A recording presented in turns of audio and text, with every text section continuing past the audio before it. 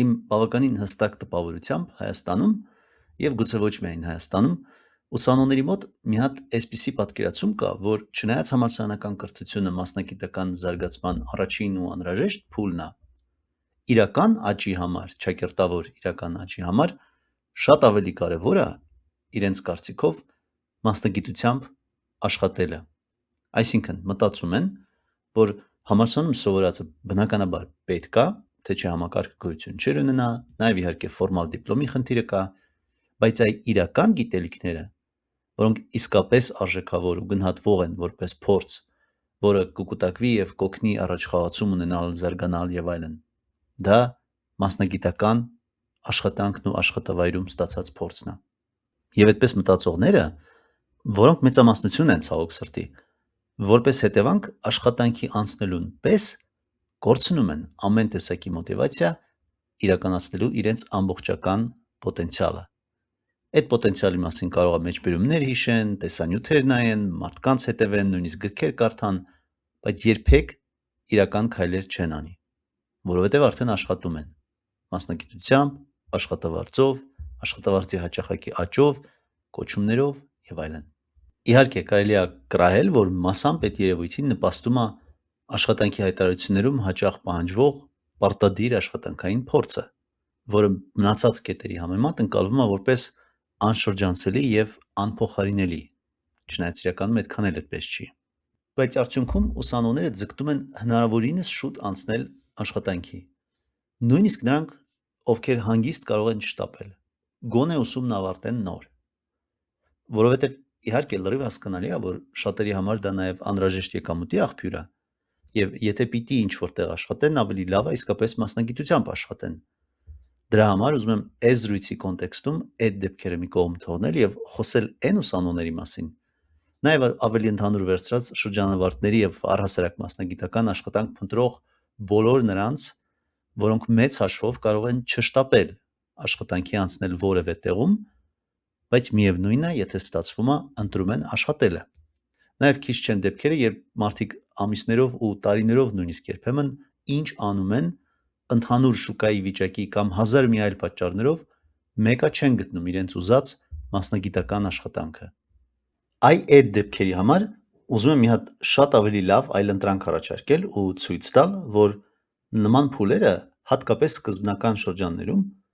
պարզապես փայլուն, եզակի ու հազվագյուտ հնարավորություններ են, որոնցից եթե ճիշտ ես օգտվում, դու անհամեմատ ավելի արագ և որակով հիմք ես դնում քո ամբողջ հետագա մասնագիտական զարգացման համար։ Տեսեք, խնդիրը նրանում է, որ իրականում մի ձեռքի մատերի վրա կարելի է հաշվել այն ընկերություններին, հատկապես IT ընկերություններին, որտեղ աշխատանքը այնքան լավ է կազմակերպված, որ սկսած ամենափորձառու աշխատակցից վերջացրած ամենասկսնակներով բոլորը իսկապես գիտեն ինչ են անում, ինչ հերթականությամբ, ինչ ծավալով և սիրում են իրենց աշխատանքային առօրյան, մասնավորապես նաև հենց ձեռք բերվող փորձի համար։ Այդպես լինում է, բայց շատ ավելի քիչ, քան արտաքինից և հատկապես ուսանողներին հաճախ կարող է թվալ։ Պատճառները, թե ինչի է այդպես,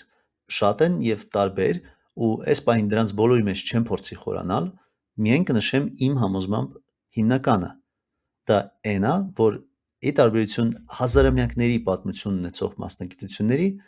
բժշկություն, շինարարություն, իրավաբանություն և այլն, նույնիսկ բնագիտական մասնագիտությունները, որտեղ դարերի ընթացքում արդեն հաստատվել ու հղկվել են հստակ մոտեցումներ, սկզբունքներ, որոնք թույլ են տալիս աշխատանքը կազմակերպել և իրականացնել շատ դեպքերում նույնիսկ մկանային հիշողությամբ, ծրագրավորումը, հատկապես ժամանակակից ծրագրավորումը, հիշեք, որ ըստ էության ընդամենը 30-40 տարվա չափազանց արագ զարգացման պատմություն ունի։ Եվ այդ պատմության մեջ շատ են օրինակները, թե ինչպես եթե հանկարծ ընկերության գրած ծրագրային լուծումը մեծ պահանջարկ է առաջացրել, միանգամից ստեղծվել է խնդիր, թե որն է սպասվող մեծ ծավալի աշխատանքը ճիշտ կազմակերպելու ձևը։ Եվ հակառակ ցանկացած նման ընկերության ներկայացուցիչների հավաստիացումներին զանազան տեսակ կամ ձայնագրվող հարցազրույցների ժամանակ բոլորի մոտ ամենից հաճախ տիրում է քաոսը։ Չթողնեք երբեք ձեզ համոզեն հակառակում։ Դա ուղղակի օբյեկտիվ իրականությունն է, պայմանավորված մասնավորապես իմ նշած հանգամանքով։ Հետևաբար, աշխատավայրում ձեր մասնագիտական զարգացման կամ ինչպես այլ կերպ ասում են, աճի մասին ունեցեք շատ զուսպ ակնկալիքներ։ Իհարկե, սա բացարձակ իմաստով պետք չի հասկանալ, երբեմն ընկերությունը իսկապես լավ սկսում է, բայց հետո է սա խառնվում իրար, երբեմն վատ է սկսում, հետո են դզվում, երբեմն լավ ու հետաքրքիր առանձին փուլեր են լինում, բայց հիմնականում եւ մեծամասամբ հետեւյալ երկու ձևերից մեկով է ընթանում ամեն ինչ։ Կամ տվյալ ընկերությունում պարզապես չունեն հետաքրքիր խնդիրներ եւ արդյունքում աշխատանքը շատ հեշտ, նույնանման անստեղծագործ ու ձանձրալի է դառնում, տեսել եք հաստատ այն մեմերից, որտեղ հակադրում են հարցազրույցն ու իրական աշխատանքը։ Կամ էլ, եթե նույնիսկ ունեն հետաքրքիր խնդիրներ, դրանց բաշխումն ու ուղղորդումը հատկապես սկսնակ մասնագետներին համակարգային իմաստով այնքան վատ են անում կամ չեն անում ու չեն հետևում դրան ընդհանրապես, որ աշխատողներից շատերը չգիտեն ինչից սկսեն եւ ոնց անեն, որ ինչ որ իմաստ ու առաջընթաց տեսնեն իրենց արածի մեջ։ Հետևաբար, ինչ անի աշխատանք փնտրողը, որն իր մասնագիտական ապագայի հանդեպ մեծ ակնկալիքներով գնացել է համալսարան, սովորել կամ դեռ սովորում է եւ ուզում է շատ բնական ճիշտ ձևով շարունակի այդ ամեն ինչը։ Որովհետեւ նորից եմ ասում, աշխատավայրում դուք հիմնականում չեք աճելու, չեք զարգանալու։ Այդպես հնարավոր է մի պահ թվալ, քանի որ միջավայրը նոր է, ակադեմիական չի, քննություններ չկան հանձնելու, արագ տեմպով, ավելի գործնական, նոր տերմիններով եւ այլն։ Բայց բուն գործը մեծամասամբ լինում է անստեղծագործ, մեխանիկական, անհետաքրքիր, բյուրոկրատական, անկազմակերպ, կրկնվող ու ձանձրալի։ Իսկ կարող է անել հետևյալը, որն էլ հենց այս զրույցի առանցքային պատգամն է, եթե կուզեք։ Դուք ինքներդ ճանաչելով ձեր նախասիրությունները, ձեր հետաքրքրությունների շրջանակը, գտեք մի հատ ծանրակշիռ, մի քիչ դժվար խնդիր կամ պրոյեկտ ու սկսեք դրա վրա աշխատել, մտածելով, տանջվելով, փորձարկելով, հիասթափվելով, նորից սկսելով։ Եվ համարյա ընդհանրապես էական չի, թե բուն խնդիրը դուք կլուծեք, թե չէ, որովհետև նման խնդիր ընտրելով ու դրա վրա երկար ժամանակ, ամիսներ, նույնիսկ տարիներ կենտրոնանալով, դուք այնքան շատ ու այնքան կարևոր փորձ ու դասեր ձեռք կբերեք, որ լրիվ երկրորդական կդառնա բուն խնդրի լուծումը գտնել կամ չգտնելը։ Ձեզ պետք է ոչ թե այդ լուծումը, այլ այդ ընթացքի փորձն ու դասերը։ Ճիշտ ոնց որ դպրոցում կհիշեք, եթե լավ ուսուցիչ եք ունեցել օրինակ մաթեմատիկայից, նպատակը ոչ թե պատասխանը ստանալն էր, այլ անցած սկզբունքներն ու բանաձևերը հասկանալն ու կիրառել սովորելը։ Հիմա գուցե ասեք, շատ լավ, համաձայն ենք, բայց որտեղից գտնենք այդ լավ հետաքրքիր խնդիրները։ Ես մի քիչ հետո ընդհանուր մոտեցումը կձևակերպեմ, բայց դրանից առաջ ու նաև հենց դրա համար ուզում եմ մի քանի օրինակ բերել։ Առաջին օրինակը բոլորիս շատ հայտնի գիտնական ֆիզիկոս Էյնշտեյնի կյանքից։ Բնականաբար շատերը գիտեն իր ամենահայտնի արդյունքները՝ էներգիայի եւ զանգվածի համարժեքությունը եւ հարաբերականության տեսությունները։ Իհարկե էլի կան, բայց ուզում եմ մի քիչ ավելի հեռվից գալ, որովհետեւ մինչեւ այդ հայտնի արդյունքները Էյնշտեյնը բնականաբար սովորական ուսանող էր, չէ՞։ Հետո շրջանավարտ եւ աշխատում էր իր հաջորդ գիտական աստիճանի ուղղությամբ։ 20-րդ դարի սկիզբն էր, հենց 1900 թվականը։ Այն ժամանակ բակալավրի աստիճանին անմիջապես հաջորդում էր մեր այսօրվա PhD-ին։ Եվ մի ամբողջ տարի դրա վրա չարչարվելով վերջապես այն հանձնեց եւ մերժվեց։ Մերժման պատճառը այդքան էական չի, բայց համառոտ իր ղեկավարը մաթեմատիկորեն բավարար ճշգրիտ չհամարեց աշխատանքը եւ ոնց որ թե իսկապես այդպես էր։ Բայց շատ ավելի կարևոր է արձանագրել, թե ինչ արեց Էյնշտեյնը։ Շարունակեց աշխատել։ Եվ այս անգամ արդեն եւս 4 տարի մտածելուց, չարչարվելուց, տանջվելուց եւ իդեպ զուգահեռ նաեւ աշխատելուց հետո 1905 թվականին նորից փորձեց հանձնել մեկ այլ թեմայով թեզը որպես PhD։ Եվ այս անգամ աշխատանքն ընդունվեց։ Ու այստեղ հետաքրքիրն է նա, որ այդ երկու աշխատություններից ոչ մեկը, այսինքն ոչ առաջին մերժվածը, ոչ էլ երկրորդ ընդունվածը, որը ի վերջո Էյնշտեյնին պաշտոնական դոկտորի աստիճան տվեց, Այդ երկուսից ոչ մեկը հայտնի չեն իր հիմնական հայտնի աշխատությունների պես։ Բայց այդ հայտնի դարձած 4 հեղափոխական աշխատությունները ինքը հրապարակեց նույն 1905 թվականին, որոնց մեջ բացի արդեն նշված երկուսից նաև բրոունյան շարժման և ֆոտոէֆեկտի մասին հոդվածներն էին։ Ու քանի որ կենցաղում ավելի շատ հայտնի են նախորդ երկու հիշատակած աշխատությունները, ասեմ, որ օրինակ Նոբելյան մրցանակը Էյնշտեյնը ստացավ հենց ֆոտոէֆեկտի երևույթը բացատրելու համար, այդ 4 աշխատություններից մեկն էր։ Իսկ բրոունյան շարժման մասին հոդվածը, որպեսզի նույնպես փոքր բան չթվա, վերջ դրեց ընդհուպ մինչև այդ տարիները դեռ հին հունական փիլիսոփաներից սկսած ու հազարամյակներ տևած ատոմների գոյության մասին կարևորագույն գիտական բանավեճը։ Իհարկե Էյնշտեյնը մի 10 տարի հետո նաև հրապարակեց գուցե իր ամենամեծ աշխատությունը ընդհանուր հարաբերականության տեսությունը, բայց այս պահին ու այս զրույցի համար էականը դա չի, այլ այն, թե փաստորեն ինչա ստացվում, եթե ուշադիր նայենք այս պատմությանը։ Իսկ ստացվում է այն, որ Էյնշտեյնը 4 տարի աշխատելով իր PhD-ի խնդրի վրա, զուգահեռ նաև աշխատում էր այլ խնդիրների վրա, որոնք անձամբ իրեն հետաքրքրում էին։ Ու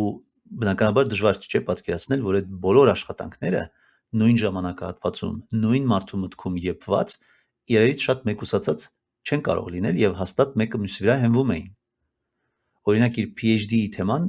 մոլեկուլների չափսերը գտնելու, ինչպես հաճախ հոդվածների վերնագրերում դնում են, եւս մի մեթոդի մասին էր։ Կարծես թե շատ սերտ կապ ունի բրոունյան շարժման թեմայի հետ։ Այսինքն, աշխատելով ինչ-որ մի կոնկրետ, բարդ, գուցե նույնիսկ իր համար մի քիչ պակաս հետաքրքիր խնդրի վրա, իր PhD-ի թեզի, Էյնշտեյնը գտավ ոչ միայն այդ խնդրի լուծումը, այլև գրեց 4 իսկապես հեղափոխական աշխատություններ,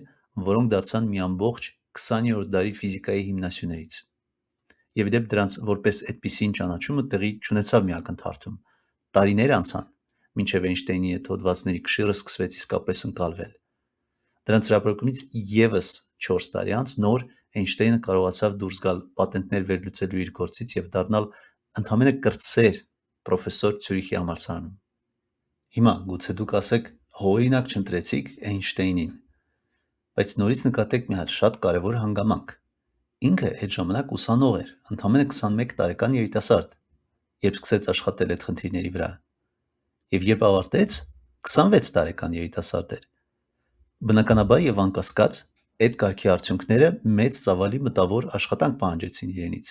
5 տարի շարունակ։ Իսկ ինչ գիտեք, թե դուք ինչ կարող եք ստեղծել, հայտնաբերել, եթե 5 տարի շարունակ խորությամբ նվիրված եւ ուղղորդված մտածեք ինչ որ կարեւոր ու հետաքրքիր խնդիրների մասին։ Եվ նորից եմ ասում, համարյա ընդհանրապես էական չի, որ ձեր արդյունքները նույն չափով կամ որևէ չափով հեղափոխական լինեն։ Դա մի դրեք որպես նպատակ, այլ խնդրի անհրաժեշտությունը, օգտակարությունը կամ նույնիսկ զուտ հետաքրքրությունը անձամբ ձեզ։ Իհարկե, շատ ավելի լավ կլինի այդ խնդիրը ուղղորդված լինի, ինչի մասին էլի մյուս երկրորդ օրինակն է, այլ ոլորտից, ավելի քիչ հայտնի, բայց նույնքան հետաքրքիր եւ ոչ պակաս կարեւոր։ Մի հատ այսպիսի հայտնի պատմություն կա, որ Նապոլեոն III-ը, դա այն հայտնի Նապոլեոնը չի, այլ ավելի սովորական Նապոլեոն, 3 տեսակի սպասք ուներ պատվավոր հյուրերի ընդունելության համար։ Մեկը արծաթից, մյուսը ավելի պատվավոր հյուրերի համար ոսկուց, իսկ ամենապատվավոր հյուրերի համար նախատեսված էր ալյումինից սպասքը, որովհետև ալյումինը մինչև մոտավորապես այդ նույն 1900 թվականների սկիզբը շատ թանկարժեք մետաղ էր, ոսկուց ու նույնիսկ պլատինումից ավելի թանկ։ Բայց ի տարբերություն ոսկու, ալյումինը թանկ էր ոչ որովհետև հազվադեպ հանդիպող մետաղ է, ընդհակառակը, երկրագնդի կեղևում ալյումինը երրորդ ամենատարածված էլեմենտն է թթվածնից ու սիլիկոնից հետո, այլ որովհետև այն ժամանակ հայտնի չէր, թե ոնց կարելի է ալյումինը հեշտությամբ առանձնացնել իր հանքանյութերից։ Եվ ահա 1881 թվին Ամերիկայում համալսարաններից մեկում քիմիայի պրոֆեսորը մի հատ այսպիսի խնդիր մարտահրավեր անետում 17 տարեկան առաջին կուրսեցիներին։ Այն մարդը, որ կկարողանա ալյումինի կորզման հեշտ ու տնտեսապես էժան մեթոդ գտնել, կդառնա աշխարհի ամենահարուստ մարդը, որովհետև ալյումինի օգտակարությունն ամենատարբեր ոլորտներում այդ տարիներին արդեն լավ հայտնի էր, Մարտահրավերը իսկապես շատ տեղին էր ու ժամանակին։ Այդ ուսանողների մեջ Չարլզ Հոլ անունով մի երիտասարդի շատ դուր եկավ թե խնդիրը, թե հավանական վաստակը, ու այդ տղեն Էյնշտեյնի նման սկսեց դրա մասին մտածել, աշխատել, փորձարկել և էլի նորից Էյնշտեյնի նման 5 տարի անց 1886 թվին 22 տարեկան հասակում գտավ այդ մեթոդը։ Բայց որպեսզի սա բախտը բերելու պատմություն չթվա, չնայած 5 տարի մի խնդրի վրա մտածելը արդեն պիտի որ տեղ չթողնի դրա համար, տեսեք ինչ հետաքրքիր բան ա տեղի ունենում։ Պարզվում ա, որ ճիշտ նույն թվին օվկիանոսի մյուս ափին Ֆրանսիայում Փոլ Հերո անունով մեկ այլ 22 տարեկան երիտասարդ լրիվ անկախ նախորդից ճիշտ նույն պրոցեսն է հայտնաբերում։ Եվ այդ իրարից անկախ, բայց միաժամանակյա հայտնագործություններից հետո արդեն ընդամենը մի տասնամյակի ընթացքում ալյումինի գինը էականորեն ընկնում է և դառնում մատչելի ըստ էության ամբողջ արդյունաբերության համար։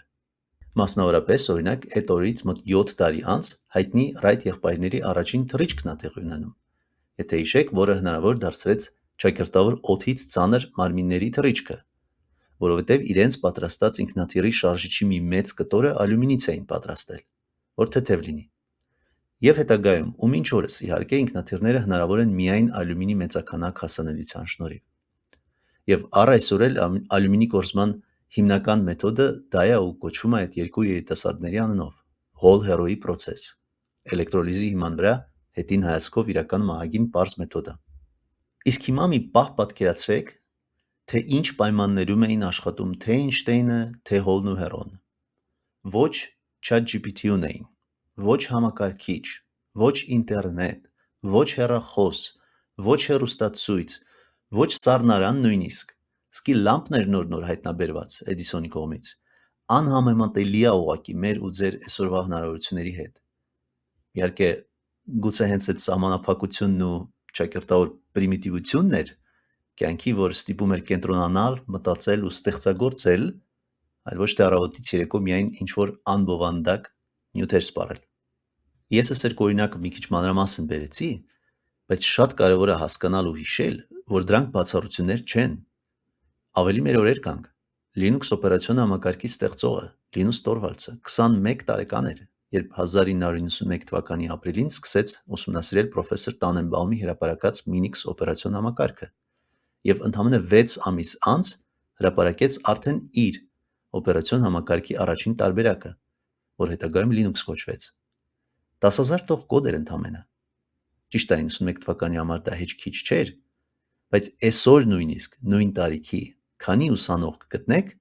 որ մեր այս ժամանակակից պայմաններում կունենա 10,000 ոչ տրիվիալ տողանոց աշխատող ամբողջական որևէ պրոյեկտ։ Նույնիսկ պատրաստ եմ ասել vibe կոդ արած։ Այ agentները հաշիվ չեն։ Տողերի քանակն էլ իհարկե ինքնանպատակ չի, այլ պարզապես հիմնականում ունի ոչ վատ կոռելյացիա խնդրի բարդության հետ։ Նաև որպես հատուկ պատվավոր օրինակ բերեմ Սերգեյ Մերկելյանին, որը նույնպես 20 տարեկանում շատ կարևոր արդյունք ստացավ կոմպլեքս ֆունկցիաների մոտարկման մասին և դարձավ ամբողջ ԽՍՀՄ-ի պատմության ամենաերիտասարդ գիտությունների դոկտորը։ Ընդ որում այդ աշխատանքն իր թեկնածուական աստիճանի համար էր, բայց դրա կշիռն ու կարևորությունը հասկանալով իրեն միանգամից դոկտորի կոչում տվեցին։ Հիմա նույնիսկ այս մի քանի օրինակից կարող ենք երկու շատ կարևոր հետևություններ անել, եթե ուշադիր նայենք։ Հետևություն համար 1. Համալսարան ընդունվելուն պես, ինչքան հնարավոր է շուտ սկսեք աշխատել ինչ-որ մի հետաքրքիր կարևոր խնդրի վրա։ Դա ձեր ուժերից վեր չի, ու դա կարող են անել բոլորը։ Այն որ թե Էյնշտեյնը, թե Հոլն ու Հերոն 17-20 տարեկան էին, երբ սկսեցին իրենց խնդիրների ուղղությամբ նվիրված մտածել ու աշխատել, այն ժամանակվա համեստ պայմաններում, ոչ պատահական է, ոչ էլ բացառություն։ Այ օրինակ, երբ հաջորդ անգամ ինչ-որ հայտնի գիտնականի կամ գյուտարարի նկարը տեսնեք ծերացած մորուքով ու կեղծամով, հիշեք ու ստուգեք, որ իր ամենամեծ ներդրումը ինքը հավանաբար արել է երիտասարդ տարիքում, 20-ից 30 տարեկան ընթացքում։ Իսկ պատճառը, թե ինչի է դա այդպես և օրինաչափություն, գուցե համ ավելի անսպասելի է, համ ավելի պրիմիտիվ, քան առաջին հայացքից կարող է թվալ, որովհետև բացի ակնհայտ երիտասարդական էներգիայից, շատ ավելի կարևոր է այն հանգամանքը, որ այդ տարիներին դու դեռ չունես պարտավորություններ ու պատասխանատվություններ, որոնց ծախսերը մարդկանց հաճախ ստիպում են անստեղծագործ ու անհետաքրքիր աշխատանք հանդուրժել։ Նույնիսկ երբ այդ աշխատանքը մասնագիտական է, բայց դա վատ բան չի, դա կյանքի մաս է, ուղղակի էս կետի, էս հետևության ամբողջ իմաստն է, որ արձանագրեք, որ պետքա շուտ սկսել, քանի դեռ դրանք չկան, պիտի այդ արանքը չկորցնեք, այդքան բան։ Եվ նորից եմ ասում, եթե նույնիսկ դրանից ինչ-որ համաշխարհային արդյունք չստացվի, դու երաշխավորված, շատ հարուստ փորձ ձեռք կբերես, որպես նստվածք և վստահություն քո ուժերի հանդեպ ամբողջ հետագա կյանքի համար։ Իսկ դա հեչ փոքր բան չի։ Ու նման ժամանակային պատուհաններ հետագայում շատ քիչ են ստեղծվում։ Ու նույնիսկ երբ դրանք ստեղծվում են, մեծամասնության համար դա հիմնականում ստրես է։ Նկատի ունեմ, երբ օրինակ աշխատանք են կորցնում և երկար ժամանակ չեն գտնում, այդ ընթացքում ոչ թե ինչ-որ հետաքրքիր խնդիր են փորձում լուծել կամ ինչ-որ արտադրանք ստեղծել, որի մասին միշտ երազում էին, այլ օրինակ միայն ինտերվյուների հարցեր են պարապում ծրագրավորողների դեպքում, մտածելով, որ դրանով կմեծանան աշխատանքի ընդունվելու իրենց շանսերը, ինչը իրականում ավելի շատ այդպես չի, քան է, բայց այլ թեմայի խոսակցություն, որի մասին ես առանձին ձայնագրություն ունեմ աշխատանքի ընդունման անատոմիա վերնագրով, հենց սրա նախորդն է իմ YouTube-ի ալիքում, կարող եք լսել։ Սա առաջին հետևությունն էր։ Երկրորդ հետևությունը. գտեք հոգատար փորձագետ, որը ձեզ կօգնի ճիշտ խնդիր ընտրել։ Նայեք, տեսականորեն անհնար չի, որ ոլորտում սկսնակը ինքնուրույն հանդիպի կամ հասկանա, թե որ խնդիրն է կարծես թե կարևոր։ Բայց գործնականում ձեր շանսերը անհամեմատ ավելի մեծ են, եթե ձեզ այդ խնդիրը պատրաստի վիճակում տա մեկը, որն արդեն առնվազն տարիներ, եթե ոչ տասնամյակներ է անցկացրել իր ոլորտում և շատ լավ գիտի, թե որ խնդիրներն են տվյալ ժամանակի համար արդեն հասունացել։ Այդ դա է բանալին։ Եվ իմ բերած օրինակները միայն հաստատում են այդ սկզբունքը։ Էյնշտեյնին իր PhD-ի թեզը առաջարկեց իր ղեկավարը, հոլին ալյումինի կորզման խնդիրն առաջարկեց իր պրոֆեսորը, Լինուսն իր օպերացիոն համակարգը գրեց պրոֆեսոր Տանենբաումի օպերացիոն համակարգի հիման վրա։ Մերկելյանի դեպքում մանրամասներից շատ տեղյակ չեմ, բայց հեչ դժվար չի պատկերացնել, որ ունենալով Կելդիշի և Շահինյանի պես ղեկավարներ, հաստատ երկուսից էլ ճիշտ ուղղություն ա ստացել, և ոչ մեկ անգամ։ Նույնիսկ հնագույն պատմության մեջ հայտնի Ալեքսանդր Մակեդոնացին, որ կարողացավ այդքան երիտասարդ տարիքում, էլի 20 տարեկանում ի դեպ, ռեկորդային կարճ ժամանակում այդքան տարածք նվաճել, առանց պարտության։ Հիշեք, որ մինչև դա երկար տարիներ ունեցել էր Արիստոտելի նման ուսուցիչ։ Հիմա գուցե հարցնեք, թե ինչի պիտի այդ մարդիկ ուրիշին լավ խնդիրներ տան, այլ ոչ թե հենց իրենք դրանցով զբաղվեն։ Պատասխանը շատ պարզ է և ըստ էության առաջին հետևության մեջ է։ Այդ մարդիկ արդեն ունեն բազմաթիվ պարտավորություններ ու պատասխանատվություններ, որոնք հենց միայն ժամանակային առումով պարզապես անհնար են դարձնում իրենց ունեցած բոլոր լավ գաղափարների վրա երկարատև կենտրոնանալը, ինչը շատ հաճախ խիստ անհրաժեշտ է դրանք զարգացնելու համար։ Էլ չեմ ասում, որ մի քանի նման խնդրի վրա այդ մարդիկ հավանաբար արդեն աշխատում են։ Բայց հոգատար փորձագետը դրանք մեծ սիրով կբացատրի և կուղղորդի աշխատասեր ուսանողներին, որ մտածում ես իրական ակադեմիայի մեծագույն նվաճումը հենց բազմաթիվ նմանատիպ հարաբերությունները պիտի լինեն իրենց գիտական արդյունքներով ժամանակակից կրթական համակարգի հիմնադիր Վիլհելմ ֆոն Հումբոլդտի իդեալներից մեկը։ Սրանք այդ կարևոր հետևություններն ու սկզբունքներն էին։ Իսկ վերջում ուզում եմ անպայման վերադառնալ համալսարանական կրթության կարևորությանը, նույնիսկ գերկարևորությանը, որպես մասնագիտական կայացման հիմք, որտեղ կհիշեք դրանից սկսեցինք։ Տեսեք, իհարկե հասկանալի է, որ ոչ բոլոր ուսուցիչներն ու պրոֆեսորներն են ոգեշնչող, հոգատար, լավ բացատրող կամ նույնիսկ իրենց ոլորտը լավ իմացող։ Բայց դա այդպես է աշխարհի ցանկացած համալսարանում, ցանկացած։ Վերջերս Լոնդոնում աշխատելու ժամանակ իմ գործընկերներից մեկն իր PhD-ն էր վերջացնում ֆիզիկայից, Անգլիայի լավագույն համալսարաններից մեկում, և այնքան դժգոհ էր իր ղեկավարից, որ ասում էր այդ 3 տարին իր կյանքի ամենամեծ վատնումն էր։ Իհարկե, լավ ու վատ բուհեր կան, դրա մասին չի խոսքը, բայց որևէ համալսարանի տվածին պետք է նայել ամբողջական տեսանկյունից։ Համալսարանը ձեզ նախ և առաջ տալիս է նոր, մի աստիճան ավելի շատ սովորած, ավելի ձգտող շրջապատ։ Դուք մի քանի տարով հայտնվում եք մի միջավայրում, որտեղ ձեր միտքը համարյա ամենօրյա ռեժիմով զբաղված է ձեր մասնագիտական առարկաների մասին մտածելով։ Դուք շփվում եք ձեզնից շատ ավելի մեծ փորձով մարդկանց հետ, սովորում եք նոր տեսակի համեստություն, հարգանք։ Համենայն դեպս այդ ամեն ինչի հնարավորությունը ձեզ տրվում է։ Հանդիպում եք թե լավ, թե վատ բացատրող դասախոսների, որոնք ձեզ հուշում են, թե ինչպես բացատրել և թե ինչպես չբացատրել երևույթները, որովհետև հաճախ հենց բացասական օրինակը կարա ստիպի մեկին երդվել, որ ինքը երբեք չպիտի այդքան վատ բացատրի իր իմացածը, չէ՞։ Այդ բոլոր օրինակները իրենց դերն ունեն մեր մասնագիտական կայացման հարցում։ Ի դեպ, բացատրելու հետ կապված մի այսպիսի կարևոր հանգամանք էլ կա։ Աշխատավայրում քիչ տարածված չի այն երևույթը, երբ նրանք, ովքեր գործից հասկանում են ու գիտեն, այսպես ասած, մեծ պատկերը, որովհետև օրինակ եղել են ընկերությունում ամենասկզբից կամ հենց ավելի մեծ փորձ ունեն տվյալ ոլորտում, հաճախ այդ մարդիկ հեչ տրամադրված չեն ու չեն շտապում սկսնակների հետ կիսել այդ մեծ պատկերը,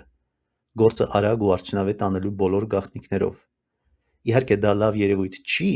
բայց այս պահին ուզում եմ ընդհանրապես արձանագրեք, որ այդ երևույթը կա եւ էս է կարևորը։ Ի տարբերություն աշխատավայրի, համալսարանում դուք կամ պետությունը ձեր փոխարեն համալսարանին վճարում եք, որ ձեզ այդ գաղտնիքները բացատրեն։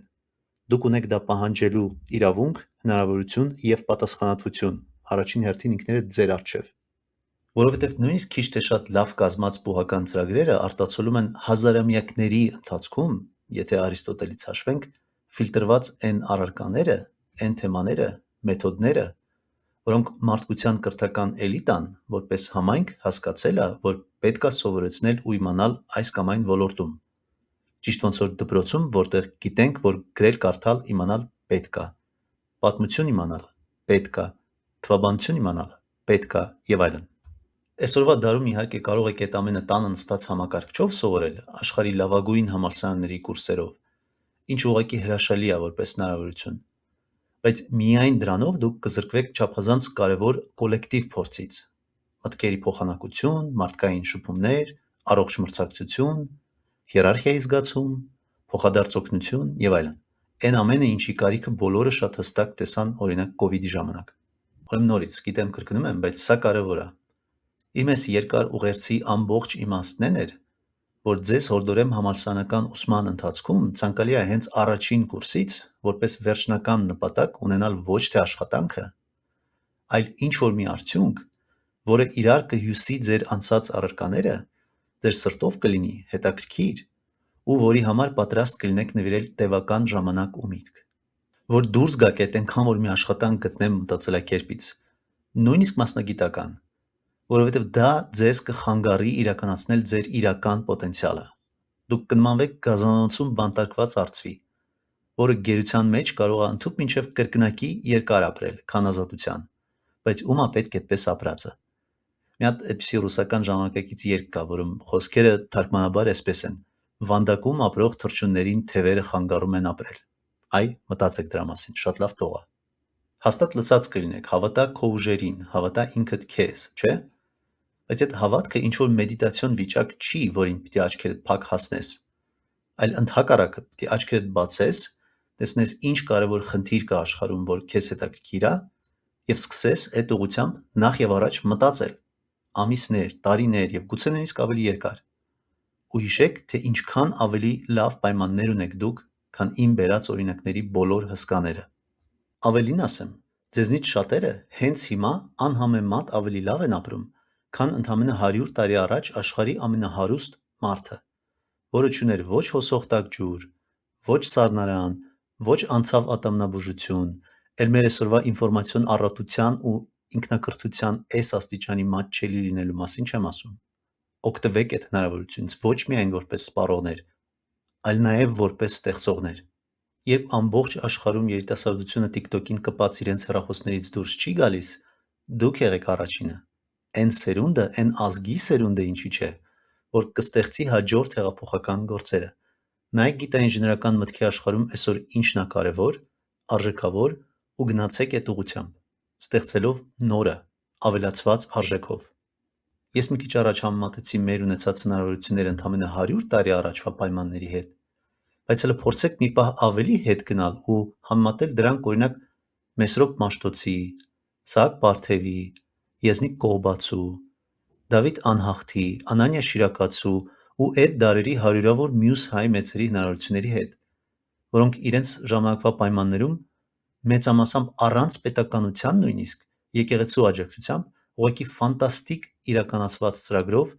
անգամ այսօրվա աշխարհի համար նախանձելի ճշգրտությամբ, օրինակ, թարգմանեցին իրենց շրջանի լավագույն հին հունական մտքի բոլոր կարևոր գործերը։ Պլատոնից սկսած Արիստոտելով, Էվկլիդեսով, հենց միայն Էվկլիդեսի 13 հատորները երկրաչափության էլեմենտների պատկերացնում եք այն ժամանակ ինչ էր նշանակում ձեռք բերել կամ ինչ-որ ձև հասանելիություն ստանալ դրանց ու թարգմանել։ Ձեռագիր է էն էլ, տպագրություն չկար այն ժամանակ։ Ու դրանց հիման վրա կառուցեցին նորը, ստեղծեցին իրենց դարերի պայմաններում այն ժամանակվա աշխարհի համար լավագույն համալսարաններն ու գիտությունը, հայերեն։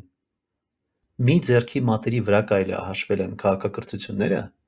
որոնք հասկացան հին հունական փիլիսոփաների գործերի մեծությունն ու դրանք ազգային մշակույթի գիտության մեջ ինտեգրելու կարևորությունը, որոնցից մեկը հայերն էին, դեռ նույնիսկ Տիգրան Մեծի ժամանակ, բայց իրականում ավելի շատ 5-րդ դարում, ոսկե դարը։ Հետո մի ամբողջ հազարամյակ անց, երբ այդ հսկայական մշակութային ու գիտական ժառանգությունն ու նույնիսկ ազգային ինքնությունը վտանգված էր, հենց տպագրական միջոցները մի քիչ հասանելի դարձան,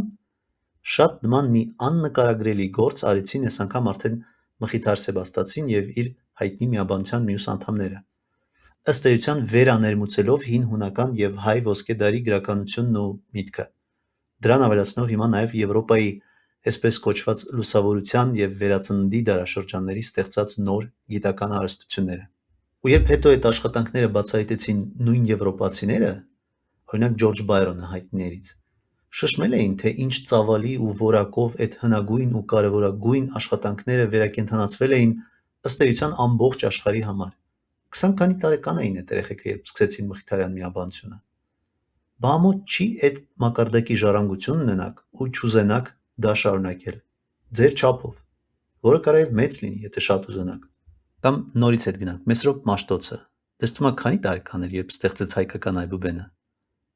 Եթե հիշեք Մատենադարանի հայտնի արձանը կամ տարածված նկարները, ձեզ կթվա, թե 80-90 տարեկան էր, չէ՞։ Ոչ, 33 տարեկան էր ընդամենը, նայեք տարեթվերը հաշվեք։ Ուղղակի նորից ասեմ, երբ հետո այդ կարևոր մարդկանց նկարները, արձանները ներկայացնում են որպես տարիքով ու սպիտակ մորուքով պապիների, լրիվ հասկանալի պատճառներով, դա վատ բան չի, դա իրենց ապրած կյանքի ու գործերի հանդեպ մեծագույն հարգանք ու ակնածանք ստեղծելու նպատակով է արվում նաև, բայց դրանից հաստատ շատերի մոտ տպավորություն է ստեղծվում, որ այդ մարդիկ իրենց մեծ գործերն արել են խորը ծերության մեջ ճոճաթոռի վրա մտորումների արդյունքում։ Ոչ, լրիվ հակառակն է իրական օրինաչափությունը։ Պիտի սկսեք երիտասարդ ժամանակ, ստեղծեք հիմքը և դրա վրա երկարատև կառուցեք։ Հավատացեք, լրիվ ուրիշ, շատ ավելի հաճելի ու ճիշտ հետագծով կգնա ձեր մասնագիտական ճանապարհը, եթե դուք այդ հիմքը ստեղծեք, այլ ոչ թե կպնեք առաջին պատահած գործից, այնքան որ մասնագիտական լինի, ճակերտավոր։ Էնպես որ հասկացեք ձեր միտքն ու սիրտը ինչ են հուշում, ինչն է ձեզ հետաքրքիր ու անցեք երկարաժամկետ նվիրումով օգտակար խնդիրների լուծմանը։